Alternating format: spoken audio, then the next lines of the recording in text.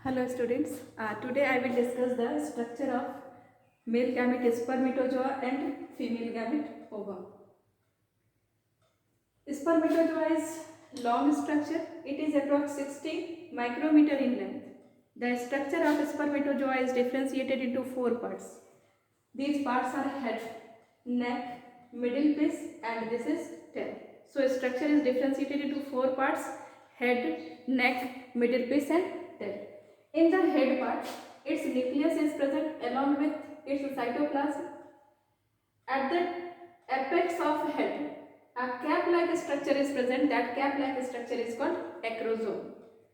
Acrosome के बारे में हम लोग सुने थे कि एक्रोसोम हमारा गोल्गी एपरेटस से डिराइव होता है और इस एक्रोसोम के अंदर में स्पर्म लाइसेंस नाम के एंजाइम होते हैं. ये स्पर्म लाइसेंस हमारे पास हाइल्यूरोनाइडेज और जोना लाइसेंस होते हैं. इसका क्या फंक्शन होता है उसको ओवम के स्ट्रक्चर में बताएंगे. ठीक है, तो यहाँ पर ये एक्रोसोम जो लाइसोसोम जो कि गोल्गी एपरेटस से डिराइव हुआ है, इसके अंदर में लाइसोसोमल एंजाइम्स हैं. These lysosomal enzymes are collectively called sperm license and these are hyaluronidase, zona license, acrosin etcetera यहाँ पर प्रेजेंट है. इसके पास नेक है. एक नेक पार्ट में 2 सेंट्रियोल प्रेजेंट होता है. एक सेंट्रियोल को प्रॉक्सिमल सेंट्रियोल कहते हैं, दूसरे को डिस्टल सेंट्रियोल कहते हैं. This neck part is separated from the head part through a collar like structure. This collar like membrane is called manchette. Proximal centriole का फंक्शन बाद में जब एम्ब्रियोनिक डेवलपमेंट होगा तो उस दौरान हम लोग सेंट्रियोल का फंक्शन देखेंगे, प्रॉक्सिमल सेंट्रियोल का, क्योंकि इस ओवा के पास सेंट्रियोल नहीं होता तो ये अपना सेंट्रियोल कंट्रीब्यूट करता है ताकि क्लीवेज डिवीजन हो सके. और डिस्टल सेंट्रियोल का फंक्शन है कि ये फ्लैजेला के एक्सोनीम का फॉर्मेशन करता है. एक्सोनीम क्या है? तो प्रोटीनस माइक्रोट्यूब्यूल जो फ्लैजेला में प्रेजेंट होता है जिसके कारण फ्लैजेला कॉन्ट्रैक्टाइल स्ट्रक्चर बनता है. This is due to axoneme. तो distal centriole forms the axoneme. ठीक है, axoneme of flagella. Third part is middle piece. Middle piece contains 10 to 14 ring of mitochondria. So middle piece is called powerhouse of the spermatozoa. It is also known as navel curd. Middle piece को हम लोग navel curd भी कहते हैं. Middle piece is also known as navel curd. Power house है क्योंकि mitochondria है और इसको नेवल कर्ड कहते हैं.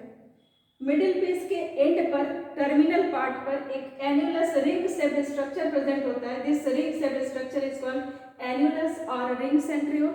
फंक्शन बहुत क्लियर नहीं है लेकिन ऐसा मानते हैं कि दिस एन्युलस और ring centriole separates middle piece from the tail and it also provides rigidity to the flagella. ये मिडिल पीस का पार्ट हो गया. Last part is tail. Tail is longest part of spermatozoa.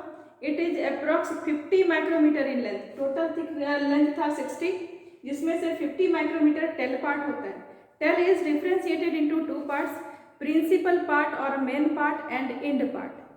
Principal part of tail contains plasma lemma and cytoplasm along with exonym. However, end piece only contains exonym. So this was the structure of spermatozoa. ठीक है, अब ओवा के structure को देखें. Structure of ओवा. ओवा हमारा 2 कवरिंग के अंदर बना होता है. Outer covering is corona radiata. ये ग्रेनुलोसा के एलोंगेटेड सेल्स हैं. इसके बीच में जो इंटर स्पेस है, this inter space is filled with hyaluronic acid. अभी आपको वहां पर हाइल्यूरोनाइडेज एंजाइम बताया था. वो हाइल्यूरोनाइडेज एंजाइम इस हाइल्यूरोनिक एसिड को डिसॉल्व करेगा ताकि स्पर्मेटोजोआ यहाँ से अंदर जा सके. ठीक है, तो कोरोना रेडिएटा एक आउटर कवरिंग हो गई. इसके बीच में इंटर स्पेस में हाइल्यूरोनिक एसिड हो गया जिसने इस गैप को फिल किया. बाद में जब स्पर्म आएगा तो अपने स्पर्म लाइसेंस से हाइल्यूरोनाइडेज को डिसॉल्व करेगा और इस तरह से इसके अंदर पाथ बनाएगा स्पर्मेटोजोआ को एंटर करवाने के लिए. Second covering is glycoproteinous covering which is called zona pellucida. Zona pellucida 2-3 type का होगा, ZP1, ZP2, ZP3. इस जोना पेल्यूसिडा के पास एक स्पेशल टाइप का साइट प्रेजेंट होता है जिसको हम फर्टिलाइजिंग साइट कहते हैं. इससे इसका करस्पॉन्डिंग साइट स्पर्म हेड के पास प्रेजेंट होगा जिसको एंटी फर्टिलाइजिंग साइट कहते हैं. In between fertilizin and anti fertilizin of spermatozoa a complex will form which is called fertilizing anti-fertilizing complex. इस कॉम्प्लेक्स के फॉर्मेशन से स्पर्म की स्पेसिफिसिटी को डिसाइड करते, कॉम्पेटिबिलिटी को डिसाइड करते कि ये स्पर्मेटोजोआ सेम स्पेसीज का है या नहीं है। तो सोजोना पेलिसिडा के पास जो साइट है फर्टिलाइजिंग साइट, वो स्पर्मेटोजोआ के कॉम्पेटिबिलिटी को डिसाइड करने के लिए। इसके अलावा जोना पेलिसिडा के पास से कुछ वेजिकल्स भी होते हैं जो कि इसके अंदर में नरिशमेंट को यहाँ पर भेजने का भी काम करते हैं। ठीक है, कुछ इनग्रोथ होता है जो यहाँ पर नरिशमेंट को उस साइड के न्यूक्लियस तक पहुँचाने का काम करता है। जोना पेलिसिडा के बाद ये सेकेंडरी ओसाइट की अपनी प्लाज्मा लेमा, इस प्लाज्मा लेमा को ऊलेमा कहते हैं। This plasmalemma is called oolemma, इसको हम लोग ऊलेमा कहेंगे। और ये ऊलेमा और जोना पेलिसिडा के बीच में एक स्पेस होगा, this space is called perivitelline space. Oolemma और जोना पेलिसिडा के बीच में ये स्पेस है, this space is called perivitelline space. और इस पेरीविटेलाइन स्पेस में क्या होगा, यहाँ पर हमारा पोलर बॉडी प्रेजेंट होगा। जिस तरफ पोलर बॉडी प्रेजेंट होता है पेरीविटेलाइन स्पेस में, उसी तरफ न्यूक्लियस भी प्रेजेंट होता है। यानी ये एक ऐसा एनिमल सेल है जिसमें न्यूक्लियस का पोजीशन सेंट्रिक नहीं होता, न्यूक्लियस एक्स सेंट्रिक है, अवे फ्रॉम द सेंटर है, एक तरफ शिफ्टेड होता है, जनरली उस तरफ होता है जिधर पोलर बॉडी प्रेजेंट होता है। ठीक है, इसके अलावा ये उलेमा के अलावा इसका ये साइटोप्लाज्म है, इस साइटोप्लाज्म में इसका elongated nucleus, this elongated nucleus is also called germinal vesicle, इसको जर्मिनल वेसिकल भी कहते हैं। ठीक है, जिस तरफ न्यूक्लियस प्रेजेंट होता है, पोलर बॉडी और न्यूक्लियस जिस तरफ प्रेजेंट होता है, वो पार्ट ओवम का एनिमल पोल साइड कहलाता है। This part is called animal pole side. और इसके अपोजिट यानी इस साइड को कहते हैं वेजिटल पोल, इसके अपोजिट साइड को कहेंगे वेजिटल पोल। इसके साइटोप्लाज्म में न्यूक्लियस सेल ऑर्गेनेल्स होंगे, लेकिन सेंट्रियोल सेल ऑर्गेनेल इसके पास प्रेजेंट नहीं होगा। इसके साइटोप्लाज्म में पेरिफेरल साइड में एक ग्रैन्युलर स्ट्रक्चर का लेयर प्रेजेंट होगा, this granular structure is called, इस ग्रैन्युलर स्ट्रक्चर को कहते हैं कॉर्टिकल ग्रैन्यूल। इस कॉर्टिकल ग्रैन्यूल का इंपॉर्टेंट रोल होता है इस बात में कि जब स्पर्म के अंदर जब ओवम के अंदर स्पर्मेटोजोआ एंटर करता है, तो कई सारे स्पर्मेटोजोआ इसके अंदर एंटर करने की कोशिश कर रहे हैं क्योंकि मिलियंस ऑफ स्पर्मेटोजोआ प्रेजेंट है।